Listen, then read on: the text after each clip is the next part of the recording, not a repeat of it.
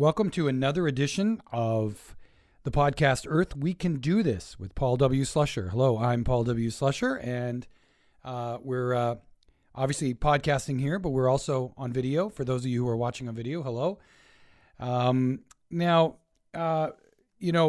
This particular episode is going to be about suicide prevention. Suicide as an issue. We've got quite a bit of information to go over, statistics, techniques, tips to prevent, things to look out for, and an interesting story about Robin Williams. We're going to touch on that. I'm going to give a bit of my own experience with suicide, and that's somewhat detailed, so we'll get to that. And also going to talk a little bit about some famous people who've attempted suicide but did not succeed. And just briefly touch on that because I was shocked by the list of people actually. And so we'll get to all this. Really, this is going to be a great episode. I mean, great in the sense that it's interesting, educational.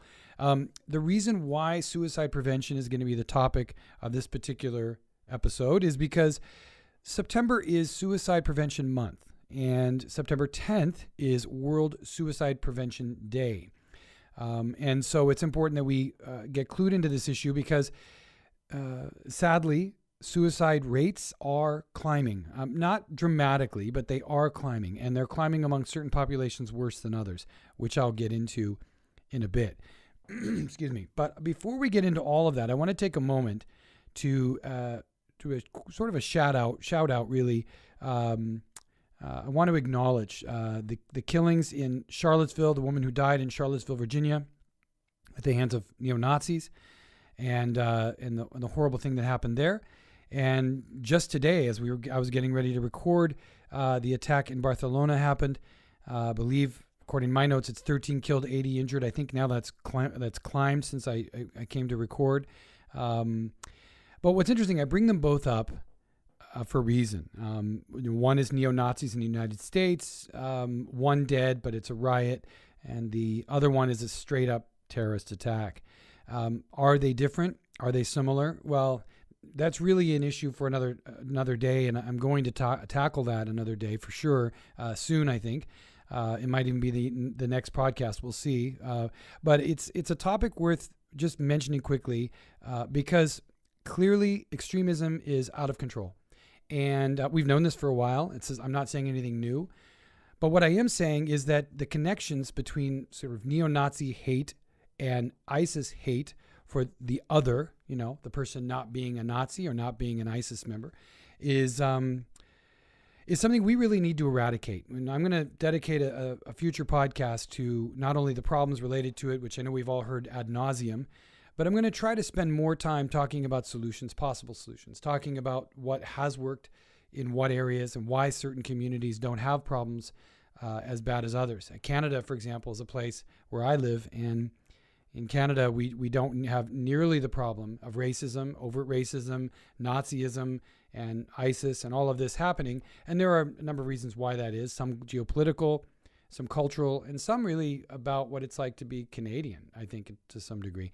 But anyway, so that's for another podcast. So let's get to Suicide Prevention Month. Now, before I also get any further, I'd like to let you know that this particular podcast and all of these podcasts related to Earth We Can Do This is sponsored and brought to you by contactsforless.ca. Contactsforless.ca is a Canadian website. Sorry, world.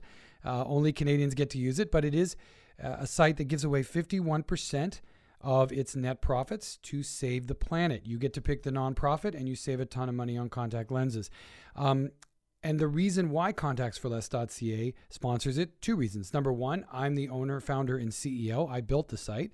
And my name, again, is Paul W. Slusher. And I'm responsible for its creation and its strategy and its donation and the groups that we have that we're giving literally quite a bit of money to the nonprofits we're giving to.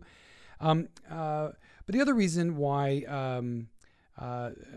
Contacts for Less is sponsoring this is because Contacts for Less is dedicated to educating and communicating key issues on the planet. It's not just about making money. In fact, with Contacts for Less, we have a company that's really not really at all about making money. We want to make money. We want to make enough money to keep the company going. But the real emphasis is on building a company that has a completely different mindset, a completely different focus in the world. Because greed and selfishness and power and money are never going to solve the world's problems. And so contactsforless.ca serves as an example of a company that in its very mission wishes to not only give back, but spends quite a bit of time educating and talking about key issues in the world, hence this podcast. Now, let's get to suicide prevention. The first thing I want to get into a little bit is statistics. Now, first of all, just the real broad number is that there are over 2,000 suicides a day. Over 2,000 a day. It is really a very high number. You think about it, it's like, well, is that really that much? Oh, yeah, because then tomorrow there'll be another 2,000 and another 2,000. I mean, in a 5-day period, that's 10,000 people have committed suicide or more. It's really more than that. I think it's around 2,300 a day, but it's over 2,000. And the numbers are climbing, and this is serious. So before we get into the statistics, which I want to share with you, and we're going to get into some really interesting stories about suicide and suicide prevention, I want to just share with you a few websites. So if you're in Canada, it's important to know about the Canadian Association for Suicide Prevention.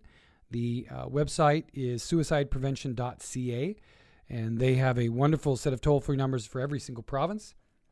And in the United States, there are two websites that are of interest.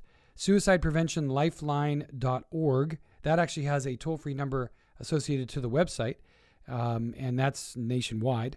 And I believe that toll-free number attaches to whatever region you're in, goes to another suicide prevention line. I'm not certain, but I believe that's the case. Either way, that's a group you can contact if you're in crisis. And American Foundation for Suicide Prevention, AFSP.org. So these are two groups. I just want to get them out there.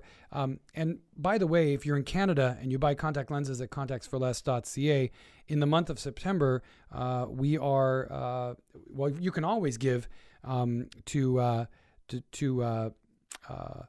the Canadian site, suicideprevention.ca. You can always donate to them at any time, but they're the group of the month for September, which means the lion's share of our donations are going to go to suicideprevention.ca. We're raising quite a bit of money for them in the month of September. So that's another reason why we're doing the podcast now in September when this is being recorded. So let's get to the statistics. So the statistics are a bit shocking. First, I'm going to get into some national numbers, and I think these are very interesting to look at. So first, I'm going to tell you the top 10, the top 10 list of countries where suicide rates are the highest. And this is sort of aggregate between men and women. Number 1, Sri Lanka. Number 2, Guyana. Number 3, Mongolia. Number 4, Kazakhstan. Number 5, Cote d'Ivoire. Number 6, Suriname. Number 7, Equatorial Guinea.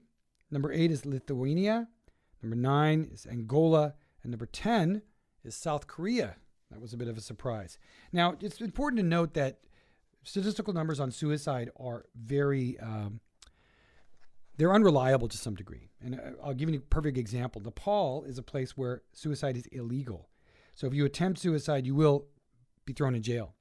And so therefore, reporting of suicide in Nepal is very, very, very much in question about what those numbers really represent. Also, North Korea, for example, on this list is 28th. Now, something tells me that's probably not anywhere near, from what we hear about North Korea, I doubt it's 28. They might be in the top 10 maybe even, but they're not going to report it. So some of these numbers are somewhat skewed. A few countries of note, just to keep, if you're curious. Number 17 is Russia. That was pretty high up on the list. I was surprised by that. Again, I said North Korea was number 28th. United States, 48th in the world in suicide rates. France is 54th.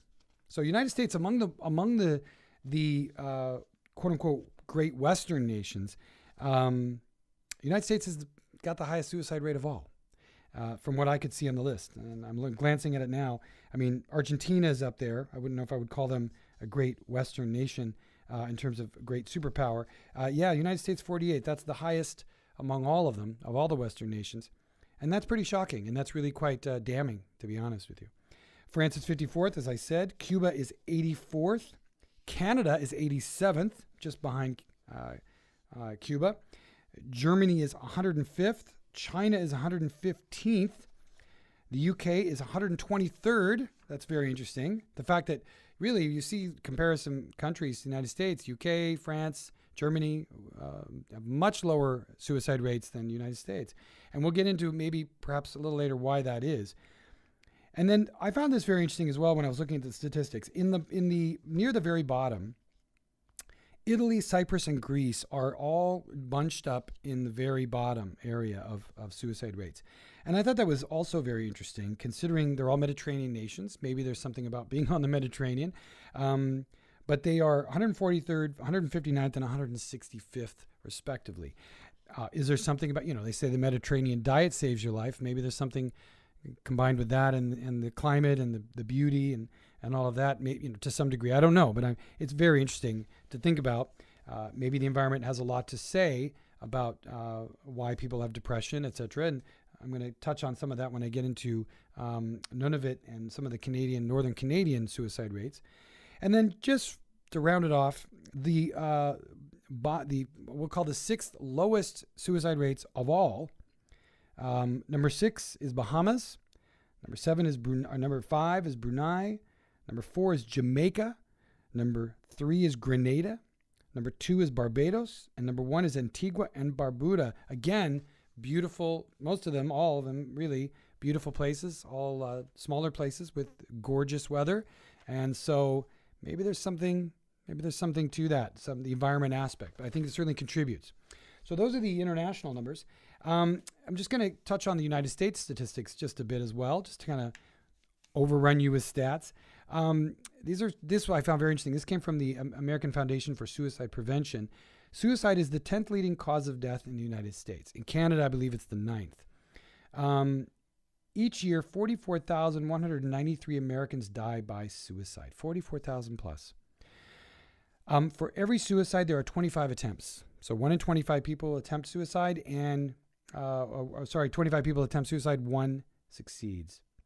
Suicide, this is interesting. I don't know how they're getting this math, but they say suicide costs the U.S. $51 billion annually. Now, to be perfectly honest with you, I can't really tell you why a suicide would cost anything, I guess, other than, I'm not even going to try to theorize on that. I'd have to look into that. Maybe I'll get back to you on that one next podcast if I can get information on that. A couple other very interesting things. Firearms account for almost 50% of all suicides in the United States. 50%. Men die by suicide 3.5 times more often, but women actually attempt suicide something like 4 times more often. White males account for 7 in 10 suicides in 2015. And the rate of suicide is the highest amongst white middle-aged men. Interesting. Okay. Now that's the United States. A couple things about the United States. Well, see, I've just touched on that. So talking about age, and I'll just read from this report. It's very interesting. 2015, the highest suicide rate was 19.6% among adults between 45 and 64 years of age. The second highest rate, 19.4, occurred in those 85 years or older. So 45 to 64 is the sweet spot, I guess, the negative sweet spot, and the 85 years or older, there's a big jump. I have some numbers I was going to share with you here in a second, very specifically about that. And, teen suicide, which is we hear quite a bit about, is actually, strangely enough, about, 40% lower, 35% lower than 45 to 64-year-olds and seniors over 85, with a rate of around 12.5%. Now, in terms of when you're getting into race, and these are U.S. numbers, but I think to some degree they're indicative of other. Well, the United States is unique actually in many ways because the United States rate is so high, and the economic inequality issues in the United States is so unique. So many billionaires and millionaires, and then huge amounts of working poor and very severely poor, homeless, that sort of thing. What you see is in race-related issues. Now, in this particular statistic, Hispanics or Latinos are not counted. It's very interesting. The reason why is the CDC does not acknowledge Hispanics as a separate group for this purpose because blacks and natives and others and Asians can be part Latino and Hispanic, so it throws the numbers off. But essentially, whites are percentage of rates are between 12 and 15% and have gone up from 12 approximately in the year 2000 to around 15. And blacks and Asian Pacifics have stayed pretty low, 5 to 6%. American Indians, as it's termed here, we call them First Nations in Canada, again climbing from 10 to 13 from the year 2000 to the year 2014. So in just 14 years, you've seen about 3 to 5% jump for those two groups. And, there are a lot of reasons for this, and I'm going to get into this in a second. But again, I just want to go through the statistics. And I'm going to read this part. Females attempt suicide 3 times more often than males. White males are 4 times more likely than females to die by suicide. Females attempt suicide 3 times as often as males. And then, of course, the rate of suicide attempts to suicide death in youth is estimated to be 25 to 1, compared to 4 to 1 in the elderly. So obviously, children try suicide a lot more often, and elderly try and succeed, whereas the youth do not. That could mean, to some degree, because a lot of people that are attempting suicide, they may really have second thoughts about suicide, and so maybe there is kind of I wouldn't say it's a half-hearted attempt to commit suicide, but I think to some degree, if you're ready to commit suicide, you're going to do it. So I think if an attempt may be partially, in some cases, partially a call out for help that is enough to maybe commit suicide, but they're not going all the way because they're younger and they're thinking, maybe there's some subconscious thinking there is hope there. Whereas somebody who's 85, 86, 87, they're pretty serious about it. Maybe they're really ready to go. They've decided this is it, I'm going to do this, and they're more serious about it. In Canada, the numbers are not that different. The group between 45 and 59 is where you see the highest percentage of suicides generally. And again, it's pretty much the same as in the United States. Men try suicide less often, but succeed more often. Women try more often and succeed less often. And I think that's it in terms of those statistics. So I'm going to move past the statistics now, and I really want to get into a couple other key things. I mean, that was all interesting to some degree, but really what we want to talk about today is I want to talk about a few case studies.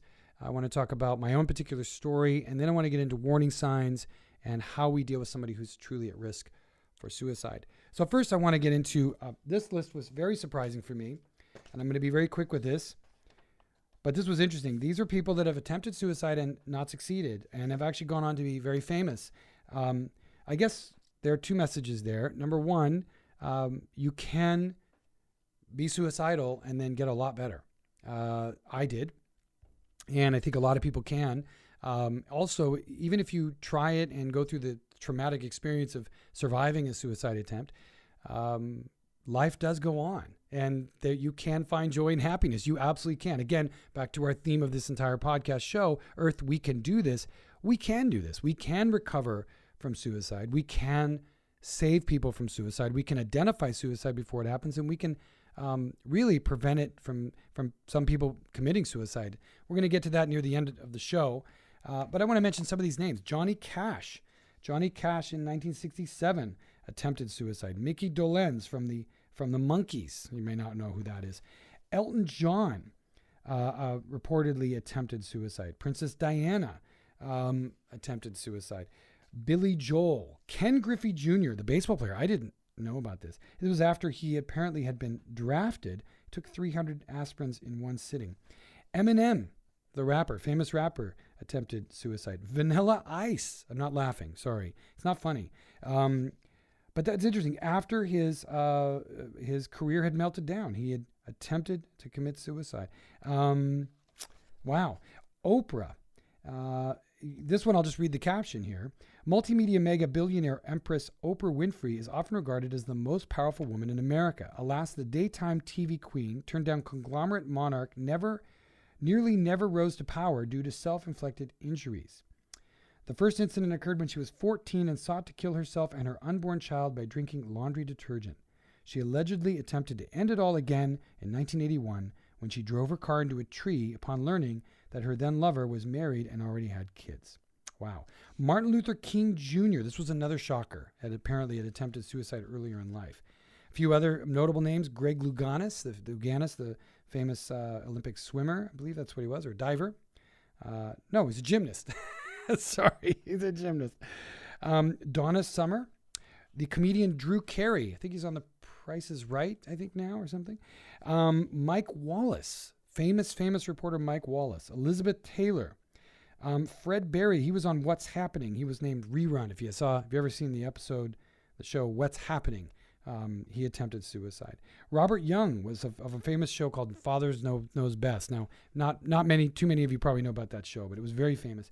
Again, I already mentioned Johnny Cash. Gary Coleman, Nadia Comaneci. This is one of the most famous gymnasts in all history. She was the one who got the perfect tens in the 1976 Olympics. Sammy Davis Jr., Walt Disney. There's a rumored suicide attempt in his case. Patty Duke, Peter Fonda, Clark Gable, Stan Getz, a famous jazz musician, Dwight Gooden, a famous baseball player, Ozzy Osbourne, Maria Osborne. Marie Osborne. I didn't know about that one. And Terrell Owens. This is just a short list. There's a lot of other people, but wow, that's a lot of people. And all of them survived. And almost in every single case, they committed suicide or attempted to commit suicide prior to being famous and ended up having wonderful and amazing lives afterwards. So again, a lesson to be learned. Okay, so I'm going to take a few minutes here to just talk about my own particular story. I'm not going to bore you with a very long version of it. I'll give you the note version, the study note version. But I came from a pretty rough, I came from a lower middle class family, traditional family, might you say. We weren't want for anything. It wasn't a super hard life, but it was a working class family.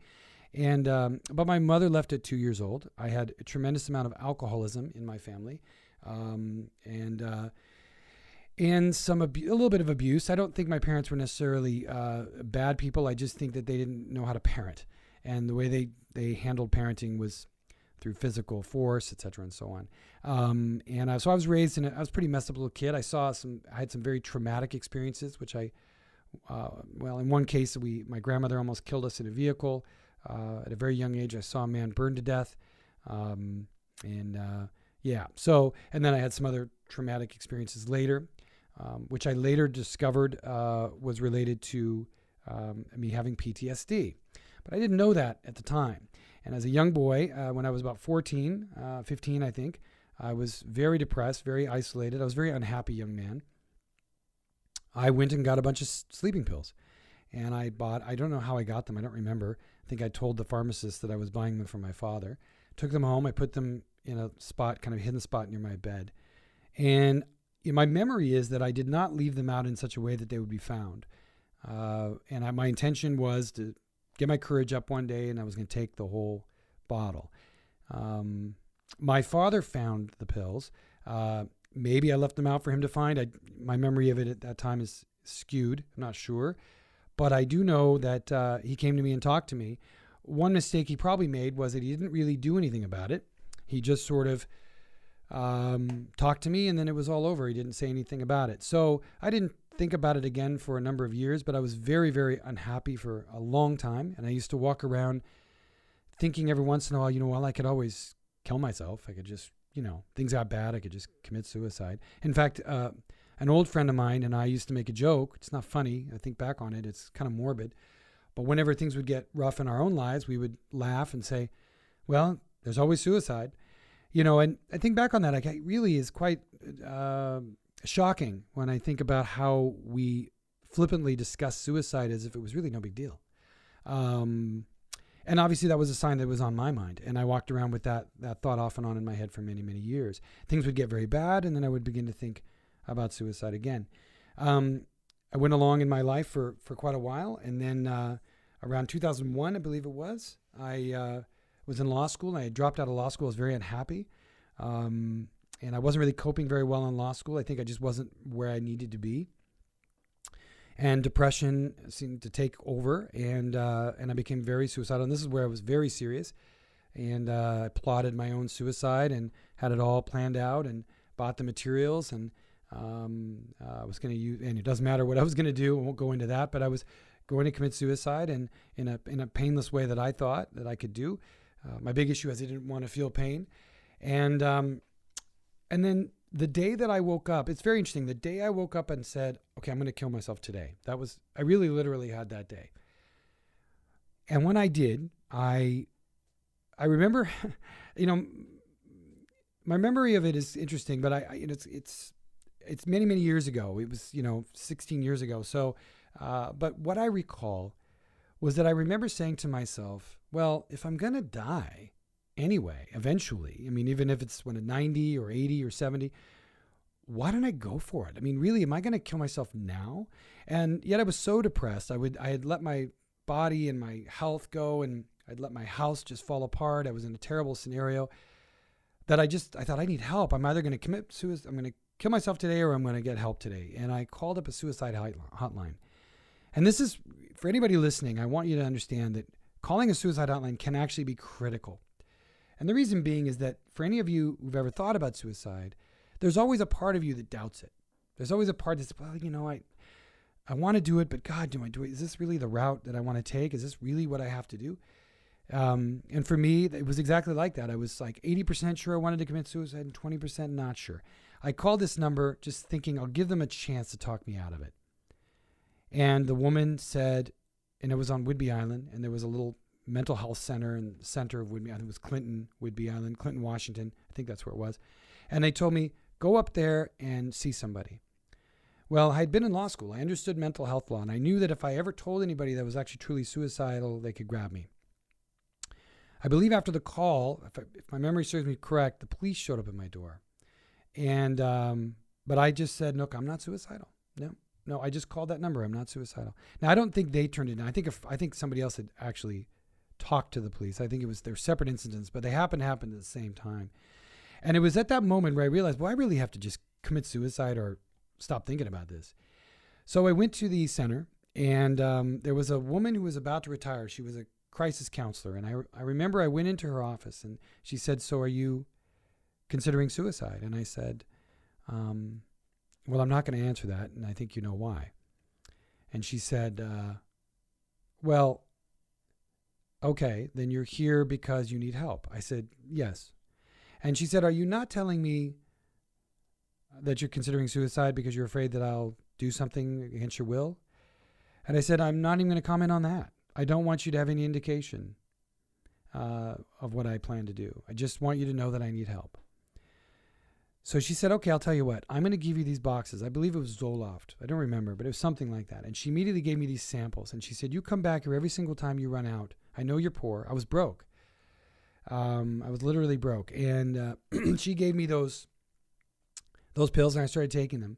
And then I began to visit with her on a regular basis. A couple times I cried in front of her. I went to see her at least 10 times. And she kept giving me samples, and I swear to God, she saved my life. She saved my life. Now, I wasn't exactly better. In fact, the pills were confusing. Going on antidepressants for some people can be a little bit unsettling, and it was for me. And I tried different pills, and there was this idea that maybe I was bipolar, and was I this, was I that? And I started seeing a therapist, and I started working on it in my personal life. And well, I'm very pleased to say that many years later, now I'm 49, and I take no antidepressants, and I am happy and healthy. I have discovered over the years that I have PTSD, or I had it. It depends on how you want to phrase it. My EMD, and I took something, and for those who actually, by the way, have experience with PTSD, I did a therapy called EMDR. Okay, look it up, Google it. EMDR is for me was a lifesaver because it was the only therapy that worked. Talk therapy, talking about trauma, talking about pain, just seemed to rehash it for me in my particular case. For some people, it may work very well, but for me, it wasn't doing anything. And what I began to realize is when I began to look at my life, I realized that I had post-traumatic stress disorder. I had this intense reaction to intense trauma that had happened. I felt unsafe. I felt unsettled. I felt separated from people, and I felt distant, and I felt depressed. And so once I identified that I had this, it was actually a lot easier for me. I kind of figured out what I needed to do, and I created a strategy. I'd always meditated since I was a young boy. 16 years old, I learned to meditate, but I took it much more seriously as I got older. And now I meditate, I do yoga, I go to the gym, I eat much healthier, I stopped smoking weed, I stopped drinking. I stopped doing all the things that stimulate anxiety and those kinds of feelings. I did EMDR therapy. I now am a happy, healthy, successful 49-year-old male. I have a beautiful wife and an amazingly beautiful daughter. I run contactsforless.ca, and life just couldn't be any better. Really, I'm living my dream life. And I guess my message to anybody listening who has any similar circumstance for them or has been through it, there is a way out. There's always an escape. There's always a way forward. No matter how bad things get. I personally believe that life is about having challenges, having difficult things in front of you come, and then you have to learn how to get over them or through them or past them, no matter how rough they are. That's the point of human evolution, I believe, in terms of an individual evolution.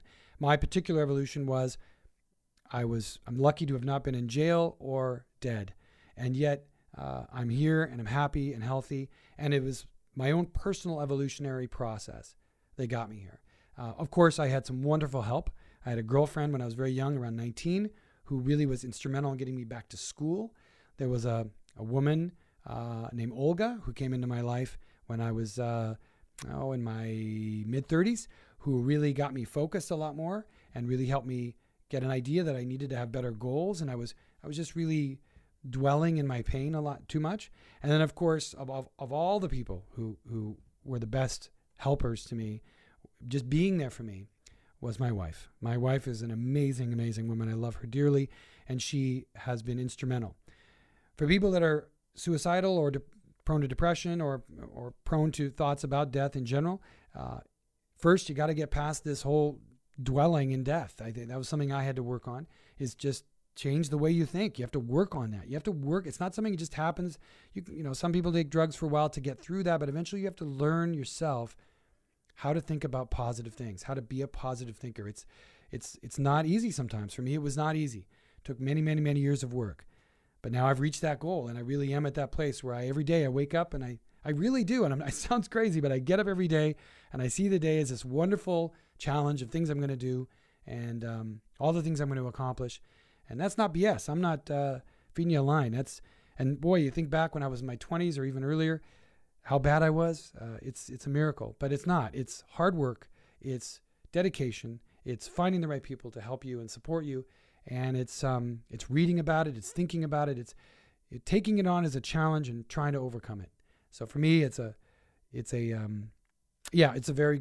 success story for sure. And so now I'm going to shift away. But before I do, I want to just remind you that this particular podcast is being brought to you and sponsored by contactsforless.ca. And that's my own company. I'm the founder and owner and CEO. When you go to contactsforless.ca, Canadians get to do this. You can go to, and by the way, we will be in the US one day. We are going to launch our brand in the United States, hopefully in 2018. But for now, it's only in Canada. And we are the fastest growing online contact lens company in Canada. And the reason being is that we give 51% of all of our net profits to the nonprofit that you choose. There are, believe 53 organizations now on our list, one of them being suicideprevention.ca. That's the group of the month in September. And I urge everybody listening to this who's interested in this topic to go to suicideprevention.ca or go to suicidepreventionlifeline.org or American Foundation for Suicide Prevention, AFSP.org. Going to any one of those, you'll learn quite a bit more about suicide and stories about it, success stories and prevention techniques and things like that. So now I'm going to switch gear. I want to talk a little bit about a particular angle, a particular issue in suicide, which is Aboriginal health. In Canada, we call them First Nation communities, First Nations, and in the United States, often Indigenous or American Indian, or there's a lot of different names in the United States. And this particular group has a unique challenge compared to the other communities. In some cases, the suicide, in Canada, for example, the Aboriginal communities in the north really struggle disproportionately more so than regular Canadians. Aboriginal people are seeking help as high as 17% in the nation, compared to an 8% number for Canadians. And what's interesting about that is that there's a group called the Inuit who have suicide rates 6 to 11 times higher than the Canadian average. And in Nunavut is a province in the far north, for those of you who don't know, 27% of all deaths since 1999 have been suicides. This is incredible. It's incredible. Just like in other populations, females attempt suicide more often than males. But generally, the Canadian average is 4% of females and 2% of males report that they've attempted suicide. In the Aboriginal survey, it was 19% of females and 13% of males. Again, completed suicides are higher among men. Why men complete suicide more, I don't know. Maybe it's the aggression, the self-loathing that allows them to push harder towards suicide. Maybe the doubt is less. I don't know. I honestly don't have an answer for that, but it's alarming. And in a 1997 survey, which I doubt this has changed much, a 1997 survey found that 16% of First Nation adults living on reserve experienced major depression compared to 8% of the general Canadian population. And so some of the things that they deal with is depression, but they also deal with alcohol abuse, alcohol and drug abuse. 75% of all residents in Canadian First Nation and Inuit communities feel that alcohol is a major problem in their community. 75%. 33% indicate that it's a problem in their own family and household, and 25% say they personally have a problem with drugs or alcohol. And one of the other things is treatment. For this community, it's a bit different. Suicide and depression and drug and alcohol treatment in First Nation communities and American Indian communities can often be very different because the community itself sees depression and suicide and alcoholism and drug abuse as a wellness issue and not necessarily a medical issue. So the treatment techniques are a bit different there, and they spend a lot more time working with communities as opposed to, say, the quote-unquote Caucasian community where it's an individual one person.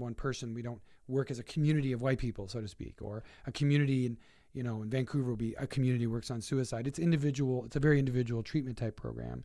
In the communities on and off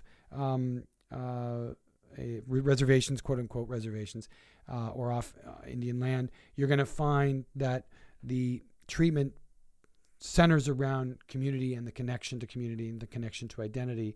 And that seems to be working, but there's no question about it.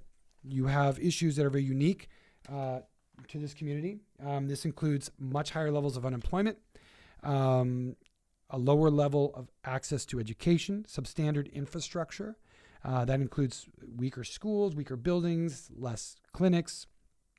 And particularly in one particular community, one nation in Canada, housing crisis as well. So there's quite a bit going on there. And then, of course, one study pointed to economic hardships and the legacy of colonialism as key factors in high Indigenous suicide rates. So I think when you're a community that's been sort of conquered and the land taken, and some of the First Nations in the south part of Canada and in the United States have casinos and other money-making ways of bringing more funds in, and that's really alleviated some of the unemployment issues. But generally speaking, I think the identity of this is our land, it's been taken from us, we've been marginalized, is very dramatic. The other thing we should mention, and it's really true, is that in Canada particularly, but I think true in the U.S. as well, it is true in the U.S., but it's equally maybe more harsh in Canada, the way Indigenous youth were handled. They were slaughtering them in both Canada and the U.S., but taking children and beating them and forcing them to not speak their language. This is also, it's also true in the U.S. And this kind of identity breakdown can last generations. And this is an argument that's made by a lot of researchers. And I think that it's very empowering to see First Nations take control of their politics and their economics, take control of their land, to have their treaties finally honored in many cases. This is the first step, but the healing process will take time. And I think these particular communities have been struck very, very harshly. This is interesting, though, when you think about white males committing suicide, whereas black males in the United States rates are literally 10% lower than they are for whites. Why that is interesting, and I there's not a lot of research on why. One argument has been made that that the African American community or the Black communities of both Canada and the United States, particularly the United States, have had such a horrible time, slavery and racism and Jim Crow laws, et cetera, and so on, that there's an almost social toughness that is there. I'm not sure if that's the accurate analysis, but I certainly think that that could very well be the case.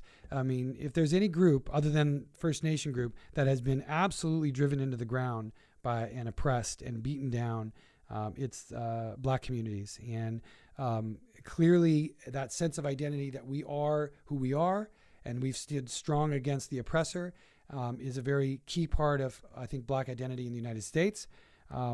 Canada has a lot less what you might call ex-slave Black communities. It's a lot less. What you're seeing, the Black communities in Canada are more immigrant communities coming in, so their experience is a bit different. In Canada, it's more of a First Nation issue. Again, same kind of thing though, being oppressed, being isolated, being beaten down, being forced to speak English, being forced to give up your culture and give up your country and your identity. These are destructive to anybody. And, white communities haven't had that, at least not on that same level. There is still economic strife. There's still poverty across all racial lines. But it could be argued perhaps that that the Caucasian communities, because they have really been among the class that has been more elite, even among working class, they're treated better than slaves. Maybe to some degree that resilience isn't there. I don't know. Again, I'm just theorizing. It's just a thought, but I'm not sure. But none of it's meant to belittle the experience of feeling suicidal, however. And this is a tough world. And I think we all know how tough and horrible it can be. We wake up every morning and we hear about killings. We hear about terrorism. We hear about, Donald Trump's president. That's terrible enough. We try to have hope, but it's hard to have hope in a world where the environment is being destroyed, where corporations run the show, where oppression is almost endemic to our experience. But it's no longer oppression in the old way where they had a whip and they'd whip you, and if you didn't pick up that rock and move it from A to B, it's an oppression of a much more subtle kind, where endemic poverty and lack of education, lack of access to education, is a part of the way governments and corporations keep certain communities down. And so in a world where the rich get richer and the poor get poorer, it's not surprising that the depression and suicide rates would go up. And so we need to find a way as a people, how are we going to address this? And I'm going to get to that here in a bit, but I want to move on to, in fact, that's a very important part of what we're going to talk about. I want to talk a little bit about patterns and behaviors to look for when somebody may be suicidal, and maybe even in your own self. If you're actually struggling with feelings like this, you may. I'm not saying you're looking. Am I suicidal? No, you'll know if you're suicidal. But I'm getting at that these types of behaviors may be leading you into a place where you're not going to feel so good about yourself. But certainly, if you're looking for people that may be suicidal, these are the things you want to keep an eye out for. So let's talk a little bit about talk. How does a person communicate? Do people talk about whether or not they're a burden to others? Do they talk about feeling trapped or that they're experiencing unbearable pain? More of an obvious one, do they talk about not having a reason to live? And do they just straight out talk about whether they're going to kill themselves? These are huge warning signs. Behavior is a little more subtle. Are they increasing the use of their drug use or alcohol? Alcohol use? Are they going lower? Are they going deeper? Have you ever noticed them talking about websites that talk about suicide, or they talk about somebody else's suicide, or they discuss suicide as a general topic quite a bit, and it seems out of character? Are they giving away things to people that seems out of character? Are they donating their stuff to friends? You're like, why are you giving this to me? Why you don't need this anymore? Not just a little bit. Quite a bit of it. If that's happening, that's a big warning sign. Are they acting recklessly? Are they acting out in a very intense way? Are they withdrawing from activities or from family or friends? Are they isolating themselves? Are they sleeping quite a bit or a lot less? Either way, if there's an imbalance going one way or the other, keep an eye on that. That's another indication that they could be moving in the wrong direction. Again, these are all also indications of depression or just feeling out of place, feeling out of sorts. That doesn't mean all of these things necessarily mean suicide's on the way, but it does mean that there is something amiss. And you know, I'm going to repeat this again and again here in this last 15 minutes, but it's important that we remember that one of the ways that you can prevent suicide is just being somebody's friend, being close to them, making sure that they know that they're loved and cared, even if they're diving down into self-pity and all of this stuff, and that's what you see, and you just see it as self-pity. It doesn't matter. You need to not judge it. You know, we all have our own pain. We all have our own suffering. And it's very subjective. So we all need to remember that someone else's pain is theirs. It's just theirs. And you have to just try to accept it for what it is. Because your version or your definition of what's tolerable is not theirs. And we're not one to say, well, you know, you should be able to get through this, so just get through it. It doesn't always work that way for everybody. It sometimes helps to say, hey, you know what? Come on, man, let's get up and go do this thing. Let's get out of here. You can handle this, you know, a pep talk that can help with certain people. But some people, you just, no, I can't do it, you know? So it's important to be there, you know, don't think, oh, it's all good. They'll be fine. Don't pass it off. Don't be in denial. Let me finish some more of these indicators though. This is a no-brainer. If people are calling and saying goodbye, goodbye, it's been nice knowing you. Whoa. And also just aggression, increased levels of aggression that weren't there before can sometimes be signs that there's some self-hate going on or some hate or anger that's leading to maybe they're hurting themselves a bit more. They're doing things that are self-destructive. This is important. Mood, obviously depression, loss of interest, rage, irritability. If they're feeling humiliated and they're expressing that, if they're apologizing all the time as if they're always to blame, they're always the one that's wrong. This can be a sort of an inner humiliation dialogue going on. Even anxiety can be a sign, particularly for somebody who's never had anxiety before and they suddenly start having it. They may, not that they're having suicidal thoughts, but this may be meaning that depression levels may be increasing. And depression is clearly one of the key elements in what we see in suicide rates. So that's a few things I want you to keep in mind. Now, a couple of things about health. These are some environmental and health type related things that can contribute. Obviously, mental health conditions such as depression, bipolar conditions. It's called manic depressive, but bipolar disorder, schizophrenia, borderline or antisocial personality disorder, conduct disorder, psychotic disorders, anxiety disorders. All of these can lead eventually, and they get, for somebody who struggles with them, I having struggled with depression and anxiety, you get tired of it. You just get so tired of feeling sick. And what's that line? I'm just sick and tired of feeling sick and tired. I actually used to say that line. I used to walk around. In fact, I was actually sending out warning signs when I was suicidal all the time, and no one was really paying attention. There was one guy, his name was Brett. He was a good guy. He came to my house a couple of times, kind of tried to pull me out of my hole. I didn't respond very well. I was very rude to him.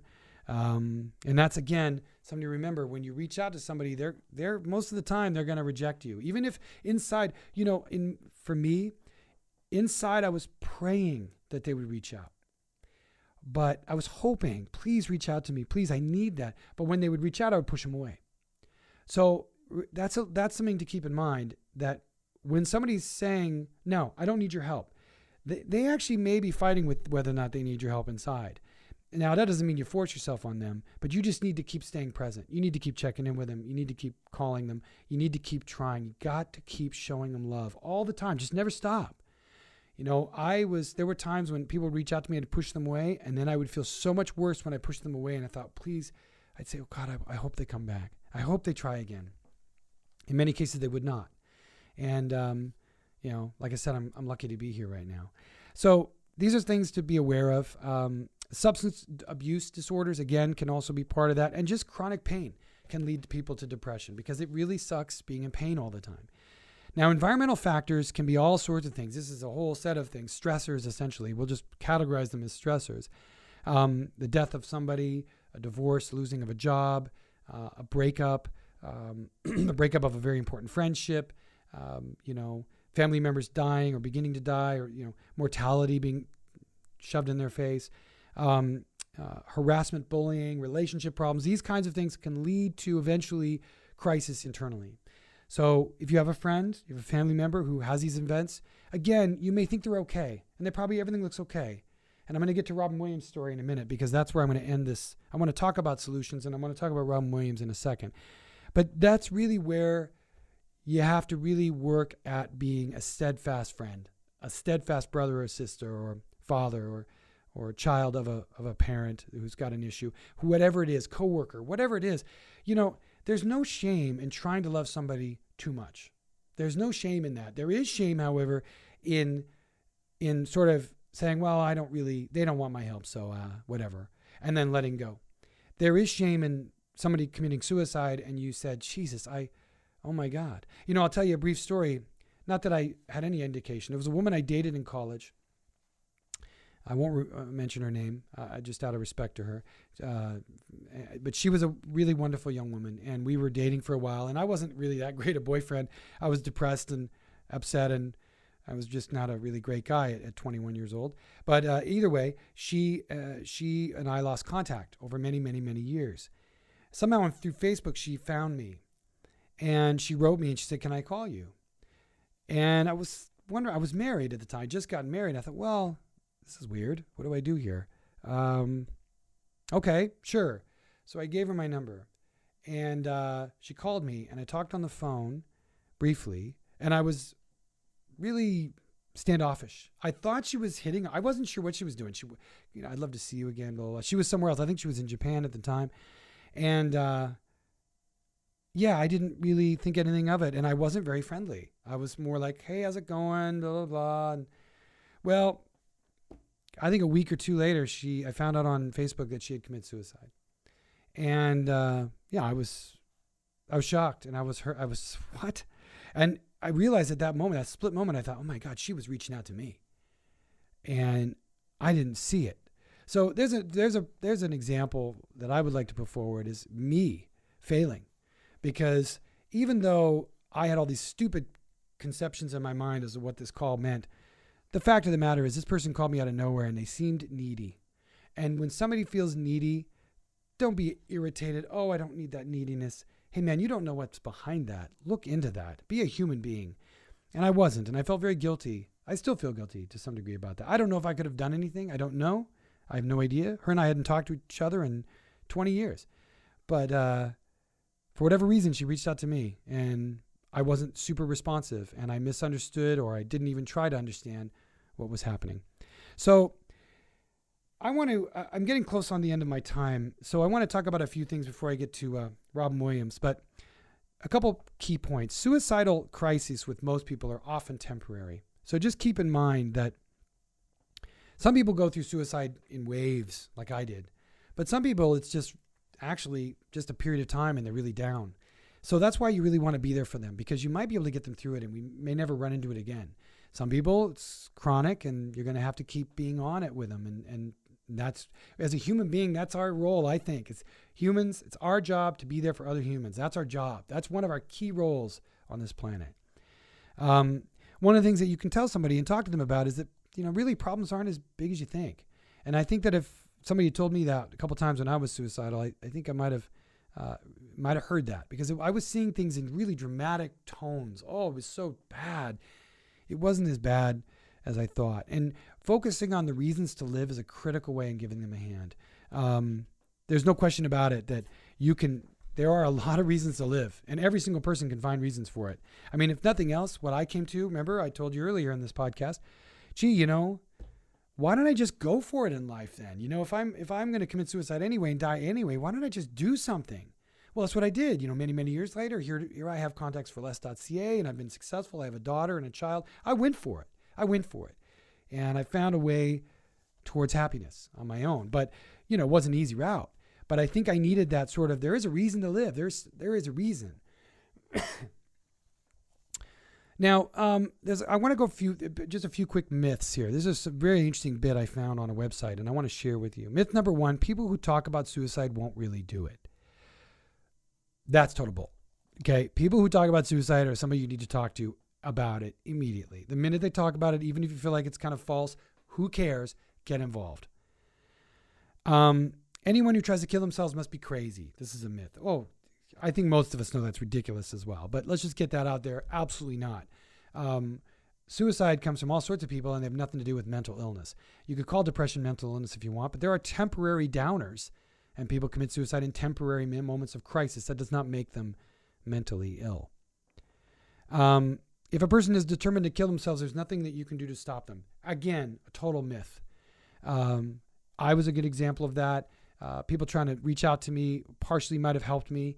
I know that there are cases where people have absolutely been stopped from committing suicide, and years later they are 100% would never commit suicide now. They've totally moved past it. And this is so remember, it's not like, when they say about suicide bombers or whatever, if they're going to do it, they're going to do it. No, it's not like that. You can intervene. You can prevent it. You can be on the lookout for it, and you should be. And,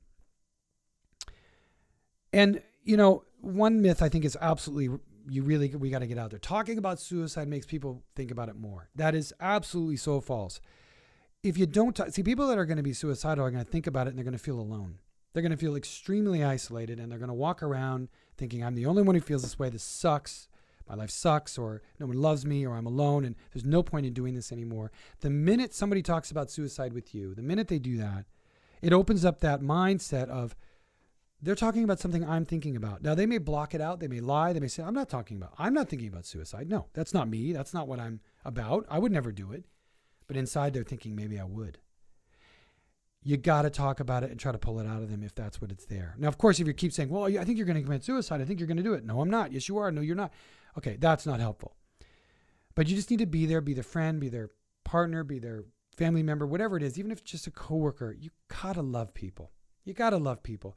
I'm not a religious person at all. You might even call me anti-religious, but I strongly believe in the idea that love is the goal of all humanity. That is the ultimate goal, is loving all things. Nature, life, the rocks, the ground, the earth itself, the universe, and every single human being walking on the planet. Now, I don't always pull that off. I know not all of us do, but I personally, I try to remember that anyway. I don't, I'm in rush hour traffic and somebody cuts me off. I'm not loving that guy in that moment, but maybe I should, right? That's the thing. I need to work on that. I got to love every person I see because they are a part of this wonderful creational aspect of the universe. Just like a flower, we look at a beautiful flower. We don't hate flowers. I don't look at a flower and say, oh, I hate that flower. It's purple. I like yellow flowers. No, we don't. I don't know anybody who does that anyway. You don't look at a tree and go, I hate that tree. We love trees. We love flowers. We love nature. We love grass. We love clean air. We love dolphins and whales and birds. And, we love all these things. And yet we look at humans and we say, I don't like that guy. The color of that guy. That guy's too fat. That guy's so stupid. Oh, that guy's a jerk. He cut me off. Blah, blah, blah. So we need to come back to what's real. We are part of and connected to all that has been either evolved or created here, whatever your particular orientation is about this. But we're all one. We're all connected here. And love is the key. Love is the key. I'm going to come back to that in a second, but I want to talk just for a minute about Robin Williams. Now, on the recording of this is actually almost to the week, the anniversary of Robin Williams having committed suicide.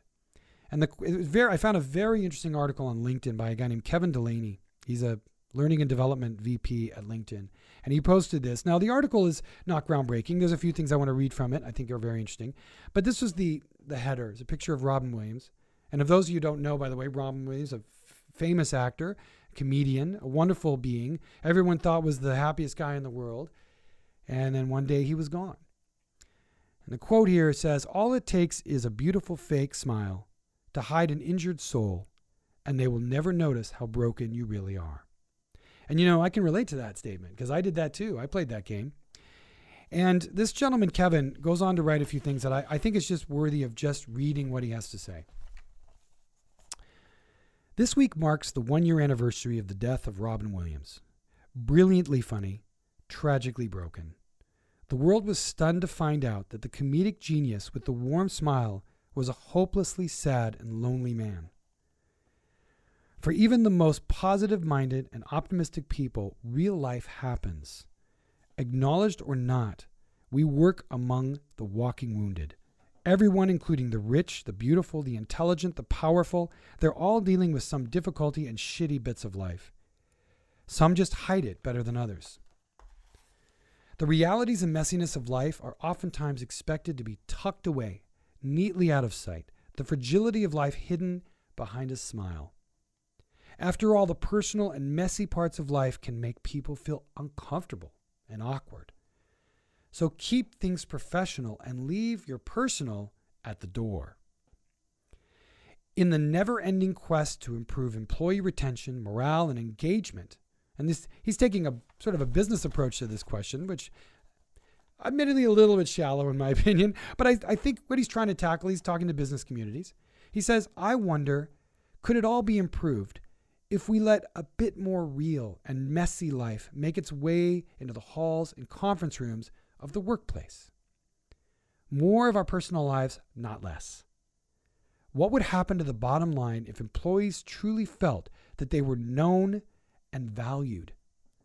If their injured souls were welcomed and cared for by the people with whom they work every day?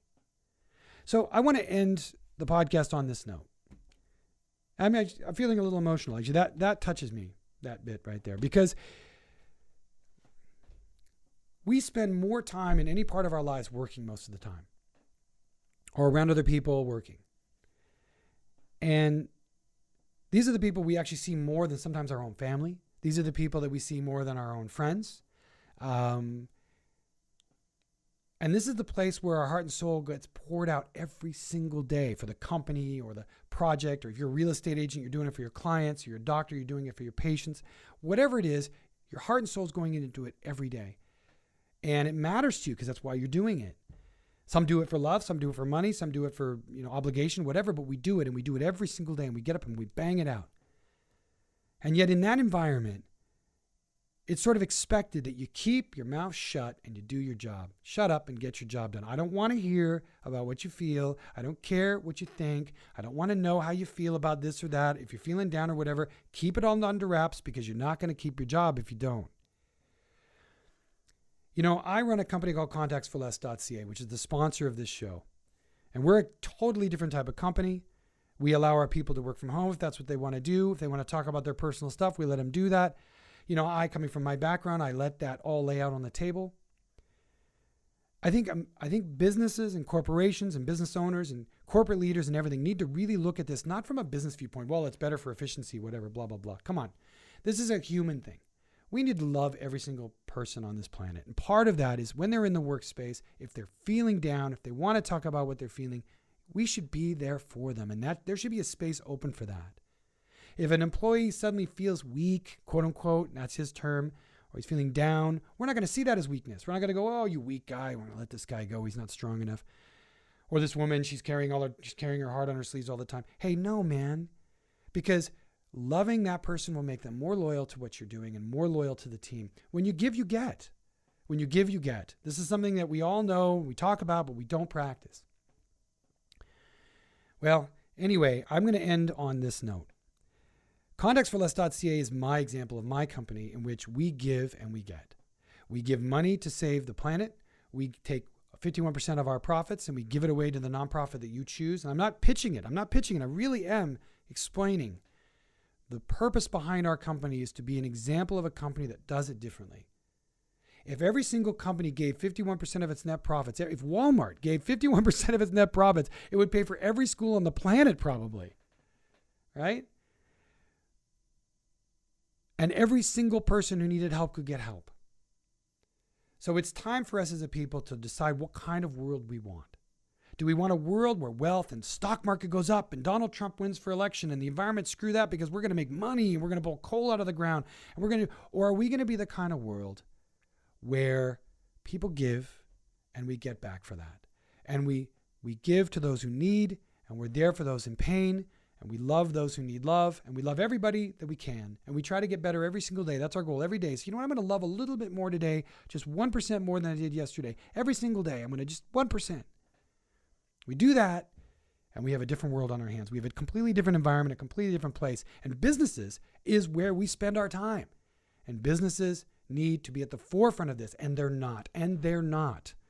And so when we say, wow, why isn't it working? Well, part of it is because corporate America, corporate Canada, corporate UK, corporate France, whatever, corporate US particularly might be the worst offender, because why are the suicide rates so high in the US and not in other countries? Why? Because there's healthcare available in those other countries, Canada included. United States doesn't care as much. So if you're in the United States, you need to understand you're in a nation that, from a corporate viewpoint, cares less about you than the corporations in Canada and UK and France and the governments in those countries.